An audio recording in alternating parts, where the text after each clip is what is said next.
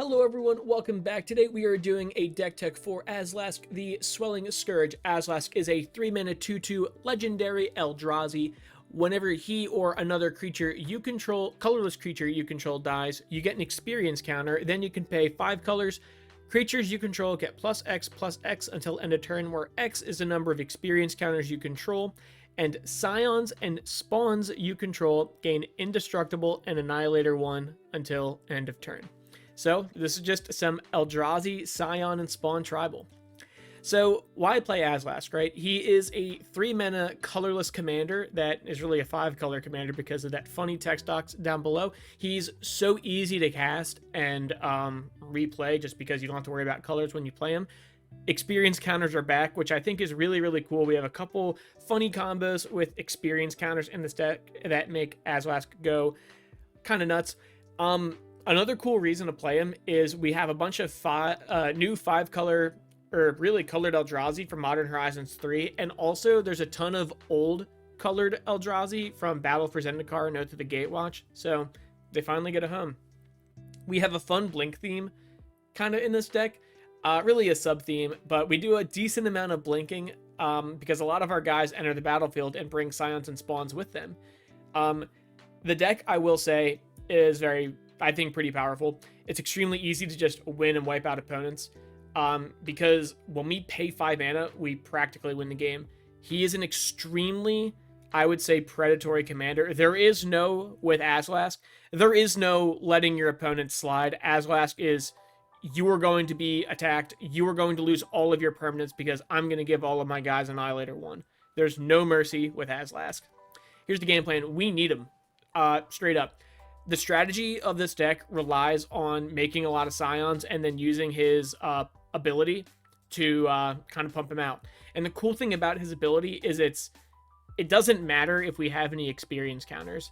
That's kind of an added bonus. Just the fact that he gives Annihilator 1 until end of turn is very, very insane. It just means when we attack with our board, the defending player is going to have to sacrifice 1 permanent for each ability of Annihilator we have. And a fun thing to mention, so Annihilator, it does stack, but it doesn't stack at the same time. So in playing Azlask and using his pump ability, it basically gives our guy, assuming we activate Azlask's ability twice, it gives each of our guys an instance of Annihilator 1. So it gives them each 2 instances of Annihilator 1. So when we attack, the first Annihilator 1 trigger will happen, and then the second Annihilator 1 trigger will happen. You can respond in between those triggers. But I mean, it's hardly relevant. It's pretty much basically just, they get Annihilator +1 for all intents and purposes. That's the game plan. Experience counters, kind of an added benefit. Just the idea is we're just going to keep attacking our opponents and they're going to have no resources or eventually lands to even play the game. So early game, what we're going to want to do is amass Scions and Spawns through multiple ETB triggers. I will say, functionally, there's really no difference between Scions and Spawns. All they really do is sacrifice to add a colorless. That's pretty much it. And they all enable Azlask, which is really cool. So early game, make a bunch of Scions by playing dudes. Mid game, play Azlask. Late game, we're just going to use his 5-mana ability and then give our team Annihilator 1 to wipe out our opponents. Like, when I say no mercy, I mean, like, we don't want our opponents to have a single permanent. We don't want them having lands. We don't want any of that to happen. He's a very brutal, no mercy commander. Channel and deck stuff. This deck's pricey, guys. It's like $960 at the making of this video. It is Eldrazi. The mana base has to be expensive just because it's 5-color. Doesn't have to be, but I think it functions best that way. TCG player affiliate, get the cards you want from the link down below. It helps me out, helps the channel. But if you really want to help the channel, like and comment, and mostly subscribe to the channel because that'll really help it grow. Appreciate you guys. Going into the Planeswalkers, we have only one. Notice just Planeswalker tag, not Planeswalkers. We have Ugin the Ineffable as a 6-mana Planeswalker. Colorless spells you cast cost 2 less. And now I know what you're thinking. Colorless spells in a 5-color deck? The fun thing is a lot of our permanents and creatures have Devoid, which is a keyword, which means even though they have a colored mana symbol, their spell itself is colorless. So pretty much he makes most, if not all, of our things cost 2 less. which is really great right off the bat. In an ideal world, we're just playing this guy on 6, and then popping a permanent, just destroying something we don't like, because it's good removal. And then late game, we're just going to start making, or not late game, but just after that, we're going to start making 2/2 blockers. And then when it dies, we're just going to put that card back in our hand. Pretty cool. So the Blink sub-theme is really just a couple Blink cards. We have Brago. When he deals combat damage to a player, exile any number of target non-land permanents you control and return those cards to the battlefield under their owner's control. Let's talk about him in a second.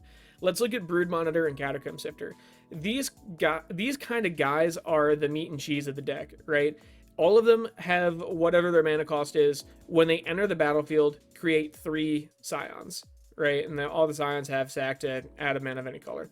So the reason we want a lot of Blink is because if, say, Brago just blinks Brood Monitor, we make 3 more guys, and each of those guys is going to have an instance of Annihilator 1.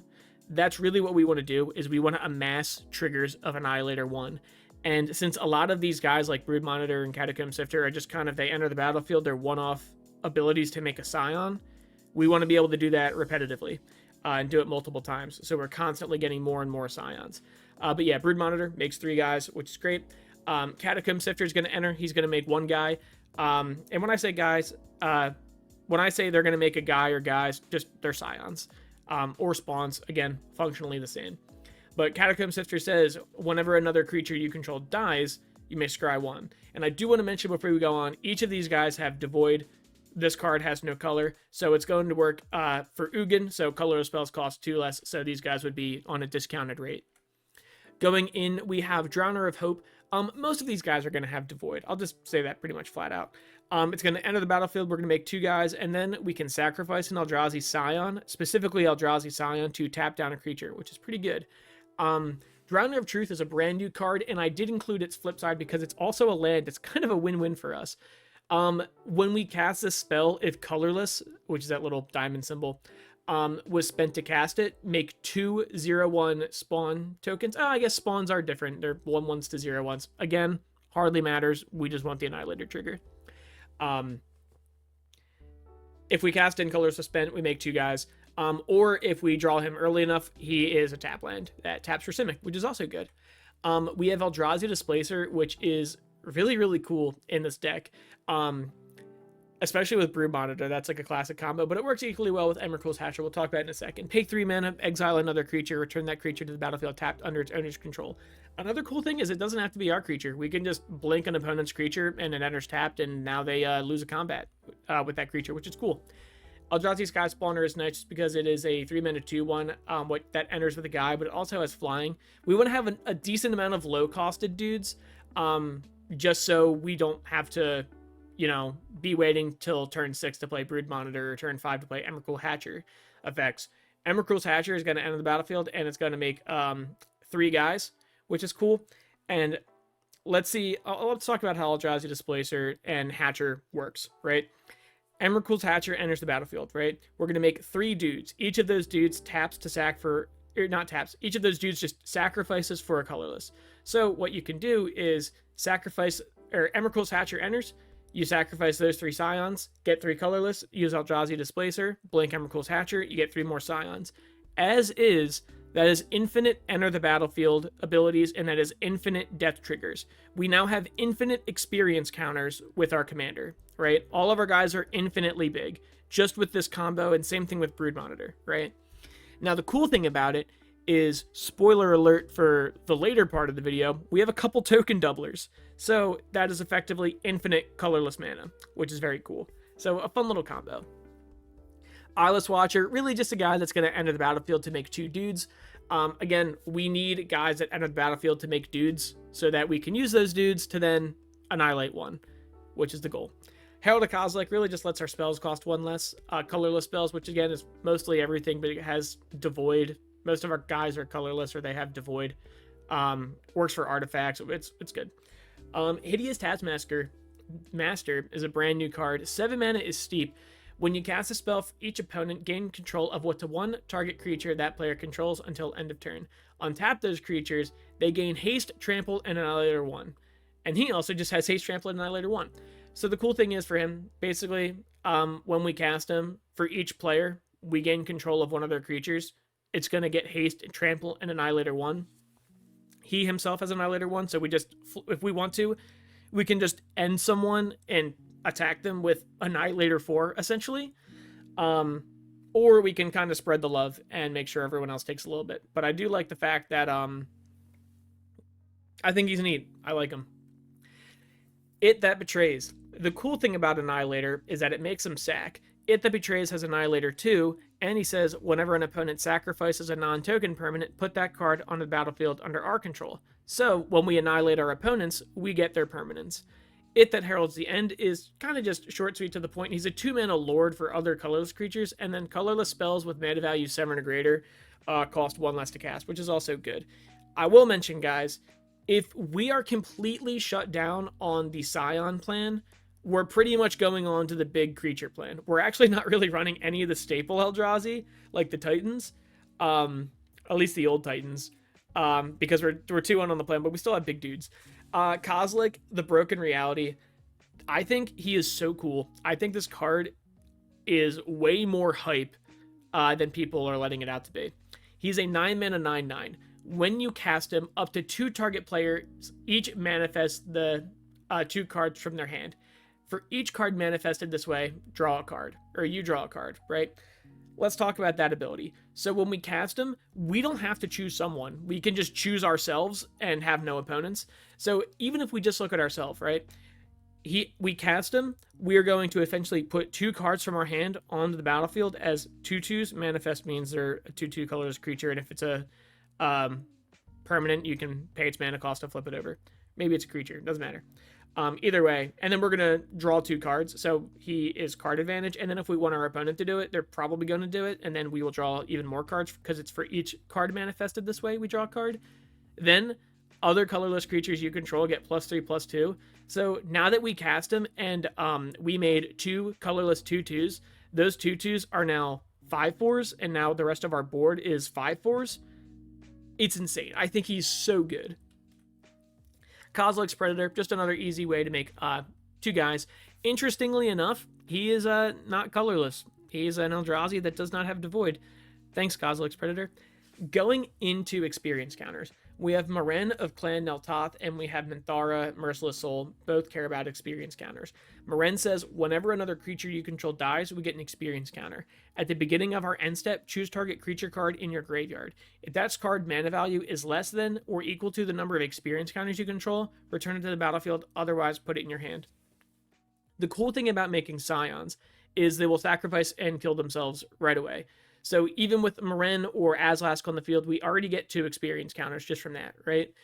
Then when we go to the end of our turn, we can essentially, we're either hard reanimating the best creature in our grave, or we're just returning it to our hand. Either way, it's a win-win. Minthara, Merciless Soul, 4-mana 2/2, ward X, or X is the number of experience counters you control.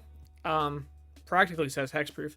At the beginning of your end step, if a permanent you control left the battlefield, you get an experience counter, which is good, because Azlask by himself cares about experience counters. Creatures you control get +1/+0 for each experience counter you control. So that's already another pretty big thing, is if we just have, if Azlask is off the field, or at least having Minthara as the field, say Kozilek's Predator enters the battlefield, and we have like 5 experience counters, at least all of our guys are like 5/2s, or Kozilek's Predator enters to make 2 essentially 5/1s, I guess. You know what I mean. It's a good backup plan. Mirror Entity is excellent because Azlask says when you do the pump ability, Scions and Spawns you control get +X/+X. So what you can do is you can say Mirror Entity, that dude is a shapeshifter. More importantly, he's a changeling, so he's every type. That means he is a Scion and a Spawn, right? So he's already a Scion and a Spawn that's going to get Annihilator 1. But pay X until end of turn. Creatures you control gain base power and toughness XX and gain all creature types. We're going to pay 1 mana into this. All of our guys are now 1/1. Not even our Scions, like our non-token dudes, right? Everything we have is now a 1/1 that is a Eldrazi Scion or an Eldrazi Spawn. All of our guys now have Annihilator 1 with Azlask's ability. It's very cool. Or even as a fun combat trick, we attack with a bunch of Scions, no one blocks, pay 5 mana or whatever. All those guys are 5/5s now. Cool. Pawn of Ulamog. Whenever he or another non-token creature you control is put into your graveyard from the battlefield, you make a dude. Make a colorless spawn. Great. Roaming Throne. Ward 2, when it enters the battlefield, say Eldrazi. It is an Eldrazi in addition to its other types. If a triggered ability of an Eldrazi, another Eldrazi you control triggers, it triggers an additional time. Annihilator 1 is a triggered ability on attacks, so now it doubles up our Annihilator ability, which I think is pretty neat. Sifter of Skulls, short, sweet, to the point. It's really just another version of Pawn of Ulamog. When another non-token creature you control dies, put a 1/1, make a Scion, make a guy, right? Smothering Abomination, I think it's really cool in this deck. He is a 4-mana 4/3 with Devoid flying. At the beginning of your upkeep, sacrifice a creature. Worst case, we sacrifice it. And then whenever you sacrifice a creature, draw a card. So the cool thing is since all of the Scions sacrifice for mana anyways, we're drawing a card every time we sacrifice them, which is cool. Spawn Gang Commander is a brand new card. Devoid Eldrazi Goblin. Look at that dude. Whenever you cast a spell, make 3 guys, and then you can pay 2 mana to sacrifice an Eldrazi to have it deal 2 damage to any target, which is also pretty good because we can sacrifice a Scion. Spawn Sire of Ulamog. 10 mana, 7/11, Annihilator 1. Pay 4 mana, put 2 colorless Eldrazi spawn creature tokens onto the battlefield. They have, the Eldrazi thing. That can go infinite in a number of ways if we just have a token doubler.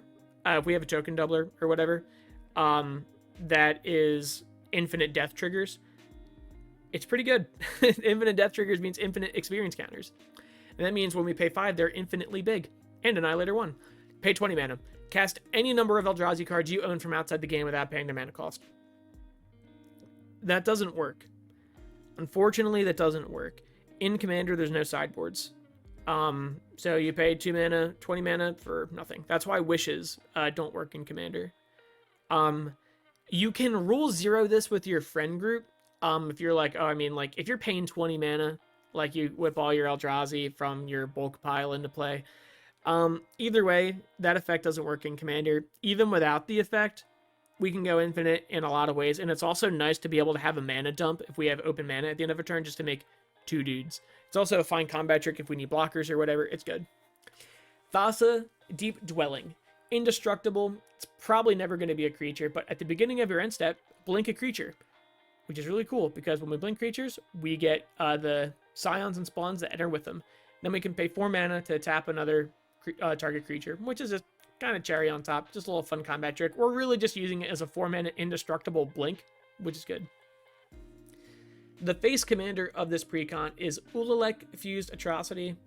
That's Ulamog and Kozilek put together. 5 mana. Whenever you cast an Eldrazi spell, you may pay 2. If you do, copy all spells you control, then copy all other activated and trigger abilities you control. You may choose new targets for those copies. This card is tricky to use. The intentions that we're going to be using it with this deck is whenever we cast an Eldrazi, we're going to pay 2 mana to make a copy of it. That's pretty much it. Basically 2 mana to double up our Eldrazi spells. We don't really have enough instant speed things to make it happen. So it really doesn't make a ton of sense. But yeah, he's really just whenever you cast an Eldrazi or a colorless or an Eldrazi spell, yeah, pay 2 mana, you get another one, which is nice. And sometimes it can kind of pay for itself because let's say, for example, we take Spawn Gang Commander, where it's like, okay, we have 5 mana with that. We pay 5 mana and then we pay an extra 2 to then have it enter, or to have it then be copied. So then since it's copied, it's going to enter the battle, or we're going to get 2 of them that are going to enter the battlefield, each making, actually, I think that might be an infinite. Copy all other spells you control, then copy all activated and trigger abilities. Okay, well, Spawn Bag, that is an infinite, because you're going to make 3 guys, and then you're going to copy that ability of the copy you made. Maybe that's not infinite. I don't know. Either way, you get the point. And then the final one is Vile Redeemer. Flash, Devoid, 3 mana, 3/3. When it enters, whenever you cast it, you can pay a colorless. If you do, make a dude. For each creature token on the battlefield, let me redo it. Whenever you cast Valor Redeemer, you may pay a colorless. If you do, put a 1/1 colorless Scion creature token on the battlefield for each non-token creature that died under your control this turn. This is basically if someone nukes the board, right? It's one of those nuke the board effects, or at least kind of making up if someone like kills our commander or whatever, right? We can at least flash it in and kind of build up a pseudo board. Going into sorceries, all is dust. Each player sacrifices all colored permanents he or she controls. Good and bad. Good because we're mostly a colorless deck.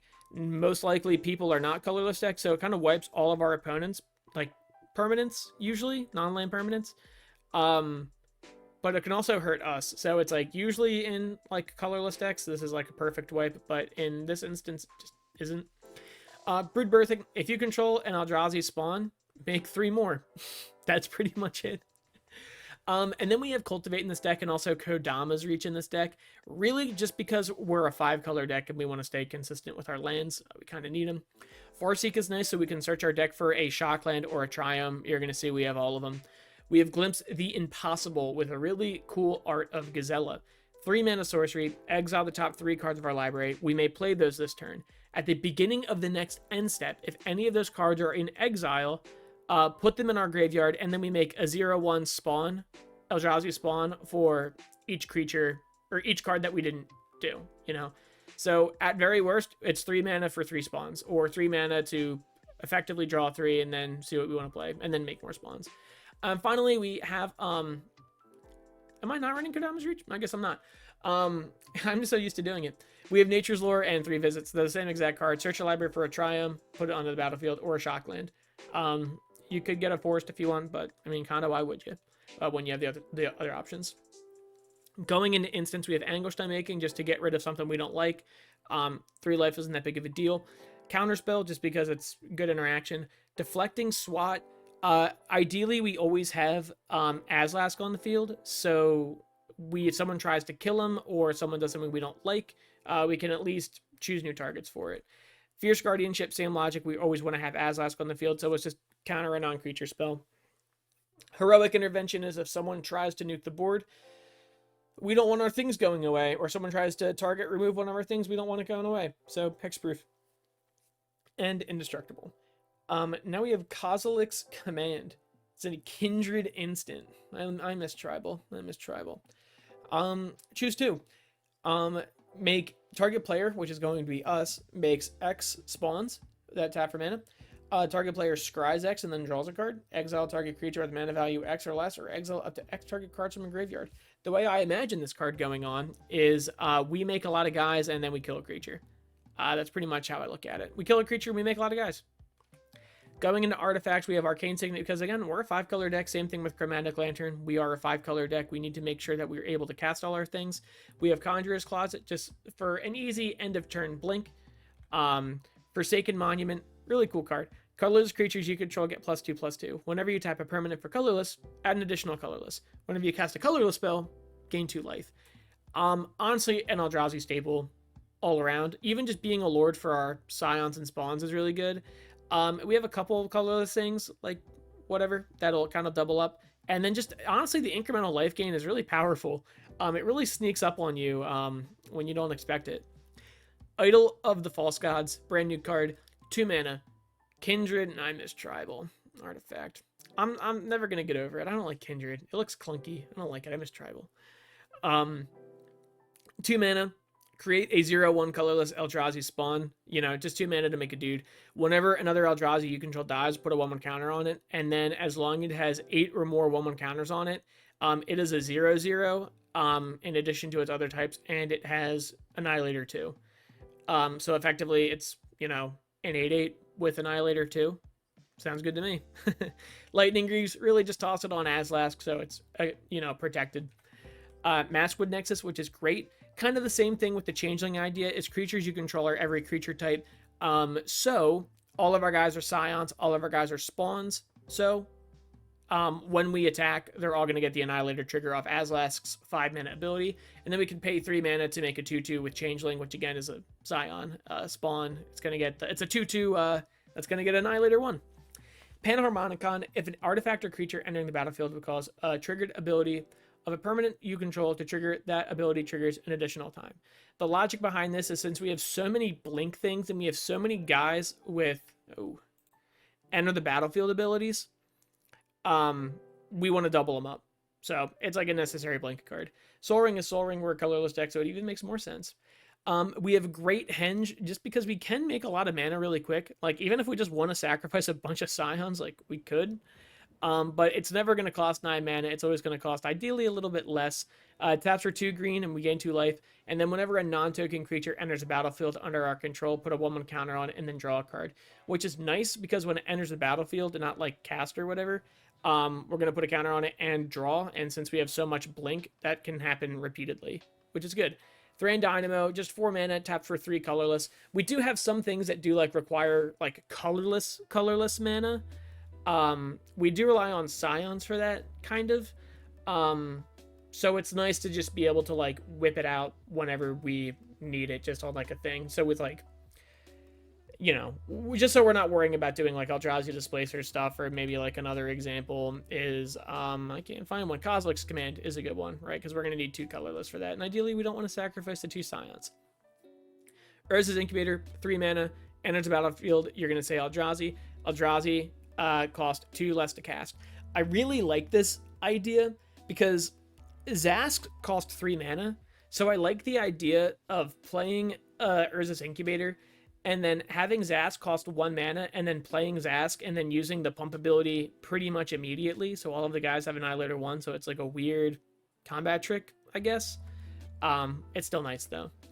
Going into enchantments, we have Anointed Procession.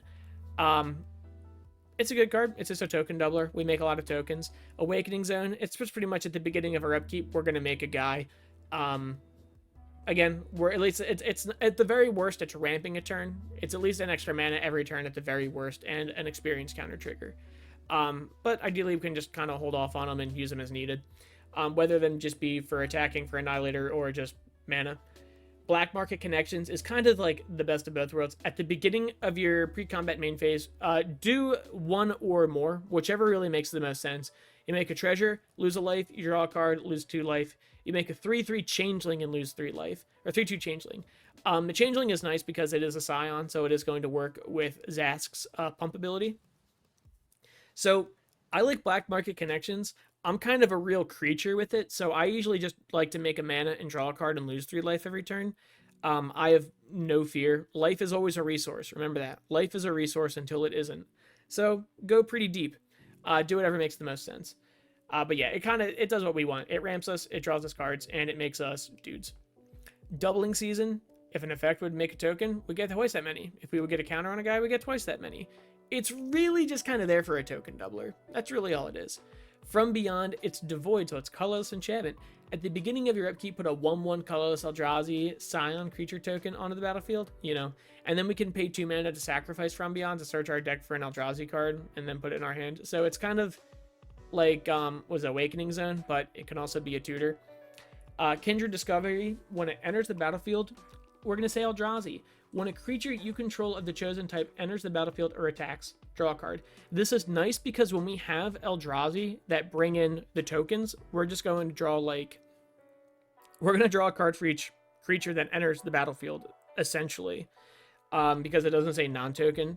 It's just when it enters or attacks. So if we have a guy, let's say just like Brood Monitor, when it enters the battlefield, it makes 3 extra dudes. We're going to have this and just draw 4 cards on ETB, and we have a lot of blink, so we can kind of get kind of silly with it.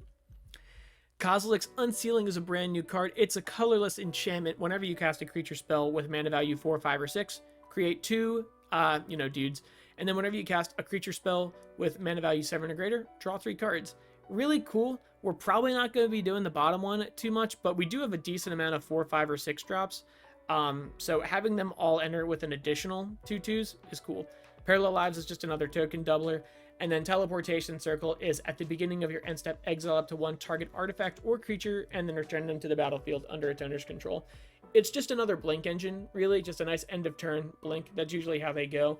Teleportation Circle is nice because we can hit artifacts with it. If we do a bunch of stuff during our turn and we have no creatures or whatever, and we want to untap a Soul Ring or a Thran Dynamo, if we want to activate an Eldrazi Displacer or whatever. It gives us options, but more or less it's blank.